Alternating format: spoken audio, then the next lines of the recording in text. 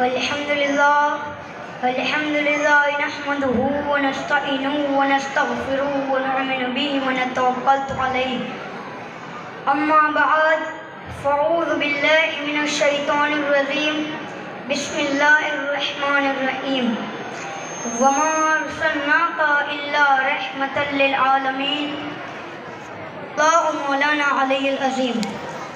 حاضران جلسہ، ابھی میں نے آپ کے سامنے اللہ کے مقدس کلام کی آیت کریمہ کی تلاوت کا شرف حاصل کیا۔ آئیے اس کا ترجمہ پیش کرنے سے پہلے مناسب نہیں بلکہ ضرور یہی سمجھتا ہوں کہ ایک بار آپ اور ہم مل کر اس آقا نامدار مدنی تاجدار دونوں عالم کے مالک مختار ہم غریبوں کی لبوں کی تڑپتی پکار شہنشاہ جی وقار نائب پروردگار بے قراروں کا دل کا قرار شفیع روز شمار سید ابرار و خیار گنبد خضرا میں آرام فرمانے والے آقا لمبے لمبے ہاتھوں سے بھیک دینے والے آقا گالیاں دینے والوں کو دعا دینے والے آقا کنکریوں کو کلمہ پڑھانے والے آقا درختوں کو سجدہ کرانے والے آقا کالی کالی کملی والے آقا وہ دوہا چہرے والے آقا وہ لیل زلفوں والے آقا یتیموں کو سینے سے لگانے والے آقا شرابیوں کو پاک باز کر دینے والے آقا زاہدوں کو نکتہ دار کر دینے والے آقا انیس بے کسا چارہ ساجد درد مندہ فخر رسولہ مالک اقداس ماں کونین میں نوکیا نرالی شان والے دائی حلیمہ کی دلارے یعنی وہ نبیوں میں رحمت لقب پانے والے مراد غریبوں کی بڑھانے والے یتیموں کے مولا غریبوں کے ولزا سند الاسپیاء احمد مصطفیٰ محمد مصطفیٰ روئے فدا صلی اللہ تعالیٰ علیہ وسلم کی درباری پر انوار میں کہ جن کو خدا نے مدثر کہہ کر پکارا کہیں مجمل کہہ کر پکارا کہیں نصیر و بصیر کہہ کر پکارا کہیں یا ایوہ النبی کہہ کر پکارا کہیں یا ایوہ الرسول کہہ کر پکارا کہیں یاسین کہہ کر پکارا کہیں طہا کہہ کر پکارا تو آؤ اس رسول عربی کی بارگاہ میں اس کا محبت میں سرساج ہو کر با آواز بلند درود پاک پڑھنے کی سعادت حاصل کریں۔ پڑھے اللہم صلی علی سیدنا مولانا محمد و بارک وسلم صلاۃ و سلام علیک یا رسول اللہ صلاۃ و سلام علیک وما ارسلناک الا رحمۃ للعالمین۔ اے محبوب، ہم نے آپ کو تمام جہانوں کے لیے رحمت بنا کر بھیجا ہے۔ اور ایک جگہ پر اللہ تعالیٰ ارشاد فرماتا ہے لقد جاءکم رسول، تحقیق تمہارے پاس آ گیا عزت والا رسول۔ اور اس رسول کی شان کیا ہے؟ عزیز علیہ ما عنتم، تمہارا مشقت پہ پڑنا اس رسول پر اتنا بھاری پڑتا ہے، وہ تمہیں اتنی محبت کرتا ہے، اگر تمہیں کوئی کانٹا بھی چوبے تو وہ بے چین ہوتا ہے، تمہارے گھر کی چراغ اگر گول ہو جائے تو وہ بے چین ہوتا ہے، وہ تم پر بڑا مہربان ہے۔ اور وہ اللہ کی بارگاہ میں تمہارے لیے علیکم بالمؤمنین رؤوف الرحیم، اور وہ مومنوں کے لیے بڑا مہربان ہے۔ ایک ماں اپنے بچے پر کتنی مہربان ہوتی ہے، یہ تم پر اس سے بھی زیادہ مہربان ہے۔ ایک باپ اپنی اولاد پر کتنا مہربان ہوتا ہے، یہ تم پر اس سے بھی زیادہ مہربان ہے۔ یہی ذمہ داری کے ساتھ بتاتا چلوں، ایک ماں سے زیادہ مہربان، ایک باپ سے زیادہ مہربان، حتیٰ کہ ایک نبی سے بھی زیادہ مہربان، کیونکہ جناب نوح بھی اپنی امت پر مہربان تھے، جناب موسیٰ بھی اپنی امت پر مہربان تھے، جناب عیسیٰ بھی اپنی امت پر مہربان تھے، جناب داؤد بھی اپنی امت پر مہربان تھے، جناب صالح بھی اپنی امت پر مہربان تھے، جناب یوسف بھی اپنی امت پر مہربان تھے، مگر نبی اپنی امت پر جتنا مہربان ہوتا ہے یہ ان نبیوں سے بھی زیادہ مہربان تھے۔ اب آئیے تاریخ کے ذروخ میں جھانکے اور میری قوم کے جوانوں دل کے کانوں سے سن لو۔ حضرت نوح علیہ السلام اپنی قوم کے درمیان آتے ہیں اور کہتے ہیں میری قوم یہ بت پرستی کو چھوڑ دو، یہ تمہیں نہ ہی نفع پہنچا سکتی ہے نہ ہی نقصان، چھوڑ دو۔ انہیں قوم کو سمجھایا، قوم نہ مانی، خاموشی سے سمجھایا نہ مانی، چلا کر سمجھایا نہ مانی۔ حضرت نوح علیہ السلام کو امید تھی یہ نہیں مانتے تو ان کی آنے والی نسل ضرور مان لے گی، ان کی آنے والی اولاد ضرور مان لے گی۔ اور 950 سال تک سمجھاتے رہے۔ ایک بچہ اپنے باپ کے کندھے پر بیٹھا ہوا تھا، اس بچے کو دیکھ کر حضرت نوح علیہ السلام کو امید تھی یہ بچے کا باپ نہیں مانتا مگر یہ بچہ ضرور مان لے گا، اس کی آنے والی نسل ضرور مان لے گی۔ اس بچے نے باپ سے کہا ذرا پتھر اٹھانا، اس باپ نے پتھر اٹھایا اور اس بچے کو دیا۔ اس بچے نے باپ کے کندھے پر بیٹھے بیٹھے نوح علیہ السلام کو پتھر مارا نکلا۔ نوح علیہ السلام کی پیشان سے خون نکلتا دیکھ کر اللہ نے کہا اے نوح اب تیری تاجی پر عزت کا سوال ہے، ہم اسے کنارہ نہیں کرتے۔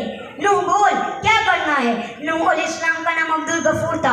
اللہ نے کہا عبدالغفور بول کیا چاہتا ہے؟ عبدالغفور کہتے ہیں بخشنے والے کا بندہ جو 950 سال تک صبر کا پیکر بن کر رہا، مگر ایک پتھر پیشانی پر لگا تو قدرت نے کہا نوح بول، تو جناب نوح علیہ السلام کے ہاتھ اٹھ گئے۔ یا اللہ ہمیں اس قوم سے امید تھی، یہ نہیں مانتا تو اس کا بیٹا مان جائے گا، لیکن یہ بھی بگڑے ہوئے نکلے۔ اللہ انہیں پانی میں ڈبو دے۔ آسمان سے پانی برسا، زمین سے پانی نکلا، پتھروں میں سے پانی نکلا، یہاں تک کہ چولہے سے بھی پانی نکلا۔ سب کچھ ہوا اور قوم نوح پانی میں برباد ہو گئی۔ جناب موسیٰ علیہ السلام نبی ہے، ان کی امت ہے اور ان کی قوم ہے۔ بچوں کو قتل کیا جا رہا ہے، بیٹیوں کو رکھا جاتا ہے، اور ایک وقت ایسا آتا ہے جناب موسیٰ فرعونیوں سے تنگ آ جاتے ہیں۔ فرعون کے ظلم سے تو جناب موسیٰ اپنی قوم کو لے کر نکلتے ہیں، فرعون بھی پیچھے پیچھے ظلم کرنے آتا ہے، جناب موسیٰ بھی ہاتھ اٹھاتے ہیں۔ یا اللہ یہ قوم نہیں مانتی، اللہ انہیں ڈبو دے۔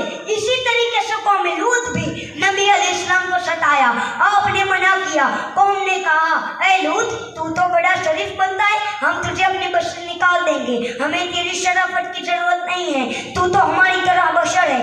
استغفراللہ، جناب لوط کے بھی ہاتھ اٹھ گئے۔ یا اللہ جو قوم اتنی بدترین ہو اسے ہلاک کر دے۔ اس قوم پر پتھروں کی بارش ہوئی اور جس زمین پر یہ قوم رہتی تھی اسے بھی پلٹ دیا گیا۔ اسی طریقے سے جناب صالح، جناب شعیب اور جناب یوسف کو بھی قوم نے خوب پریشان کیا۔ آخر یہ نبیوں نے بھی بد دعا کے لیے ہاتھ اٹھا دیے، اللہ نے قوم پر عذاب نازل کیا، قوم برباد ہو گئی۔ جن جن نبیوں کو قوم نے تکلیف دی اس نبی نے ہلاکت کی دعا مانگی، مگر آئیے جس کو اللہ نے رؤوف الرحیم کہا ہے وہ جناب لوط کی طرح، جناب موسیٰ کی طرح، جناب عیسیٰ کی طرح، جناب ابراہیم کی طرح مہربان نہیں ہے۔ یہاں ایک پتھر پیشانی پر لگتا ہے تو دعائیں گرد کر دی جاتی ہے، لیکن یاد کرو وہ طائف کے منظر کو، طائف کا میدان ہے، نبیوں کا امام ہے، نوح کا امام ہے، موسیٰ کا امام ہے، عیسیٰ کا امام ہے، ابراہیم کا امام ہے، آمینہ کا لال ہے، طائف کا میدان ہے۔ آپ نے بڑے بڑے سرداروں سے کہا مجھے اللہ نے رسول بنا کر بھیجا ہے، تو اس امیروں نے میرے آقا کو برا بھلا کہا، کیا اللہ کو نبی بنانے کے لیے محمد تو ہی ملا؟ تو اس سے بہتر کوئی انسان نہیں ملا؟ معاذ اللہ، جب کہ پلید اس لیے کہہ رہے تھے نہ تیرے پاس مال ہے نہ ہی دولت، اس لیے وہ رسول کو گالیاں دے رہے تھے۔ میرے آقا وہاں سے دوسروں کے پاس گئی، انہوں نے بھی یہی کہا، میرے آقا کو برا بھلا سنایا۔ طائف کے ان اوباش لوگوں نے چند بچوں کو حضور کے پیچھے لگا دیا اور کہا اس پر پتھر برساؤ، اور پیچھے پیچھے چلانے لگے پاگل آیا، پاگل آیا، استغفراللہ، معاذ اللہ، اور ایسی گندی گندی حرکتیں کرنے لگے۔ میرے آقا کے پیچھے سے کپڑے بھی کھینچتے تھے، میرے آقا کا پیرن پھٹ گیا ہے اور وہ بچے پتھر بھی مار رہے تھے۔ وہاں ایک بچے نے باپ کے کندھے پر بیٹھے بیٹھے ایک پتھر مارا ہے تو دعائیں کر دی گئی، اور یہاں تو درجنوں بچے جمع ہو کر پتھر مار رہے ہیں، پریشان کر رہے ہیں، پورا جسم خون سے لہو لہان ہو گیا ہے۔ سر انور پر ایک نہیں کئی پتھر لگے ہیں، حضور کی نالیں شریف خون سے بھری ہوئی ہے، حضور علیہ السلام کی آنکھوں کے سامنے تاریکی چھائی ہوئی ہے۔ میرے آقا کو بتقاضۂ بشرت دسی کی کیفیت طاری ہو گئی۔ میرے سرکار نے ایک درخت کی ٹہنی پکڑی اور بیٹھ گئے۔ ایک تو ہاں یہ ہے میرے آقا نے پیدل اتنا لمبا سفر کیا ہے اور پوری نالیں خون سے بھری ہوئی ہے، کپڑے لہو لہان ہیں۔ میرے اللہ نے پہاڑوں کے فرشتوں کو بھیجا، ساتھ جبرائیل بھی تھے۔ یا رسول اللہ، اللہ آپ پر سلام بھیج رہا ہے اور آپ کی ایک کیفیت دیکھ رہا ہے۔ اللہ فرماتا ہے میرے حبیب قوم نے آپ کے ساتھ بڑی بدسلوکی کی ہے، رحمت خدا منتظر ہے، خدا کا عذاب منتظر ہے۔ آپ کہیے ان کے ساتھ کیا کیا جائے؟ اگر آپ کہیں تو طائف کے دونوں پہاڑوں کو آپس میں ملا دیا جائے گا اور طائف کا نام و نشان مٹا دیا جائے گا۔ آپ کیا چاہتے ہیں؟ میرے آقا گردن جھکائے بیٹھے تھے، اس لیے کہ پورا وجود لہو لہان تھا، کپڑے بھی پھٹے ہوئے تھے۔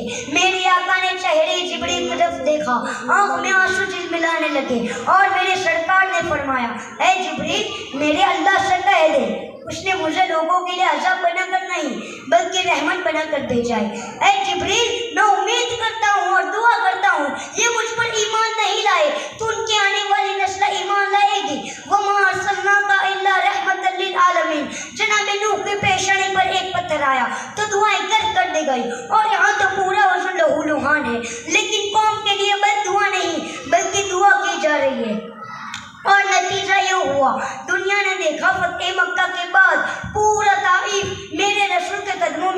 मशहूर हो गया।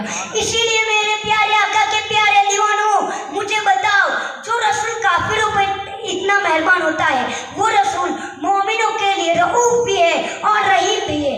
इसीलिए मेरे आला हजरत ने कुफ्र के ताबूत पर आखिरी कील ठोकते हुए फरमाया, सरवर कहूँ के मालिक को मौला कहूँ तुझे, सरवर कहूँ के मालिक को मौला कहूँ तुझे, बागे खलील का गूले ज़ैबा कहूँ तुझे। लेकिन रज़ा ने खत्म सुकन इस पे कर दिया, लेकिन रज़ा ने खत्म सुकन इस पे कर दिया, खालिक का बंदा खल्क का आका कहूँ तुझे। वमा अलैना इल्लल बलागुल मुबीन। अस्सलामु अलैकुम।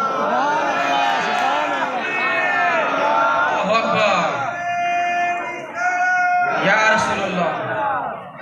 મસલકે આને મોલી રકમ હાજી અબ્દુલ રહીમ હાજી ઉસ્માનભાઈ મદીના હોટલ ગ્રુપ વાળા તરફથી દર મહિને 1500 રૂપિયા મળે છે. હાજી અબ્દુલ રહીમ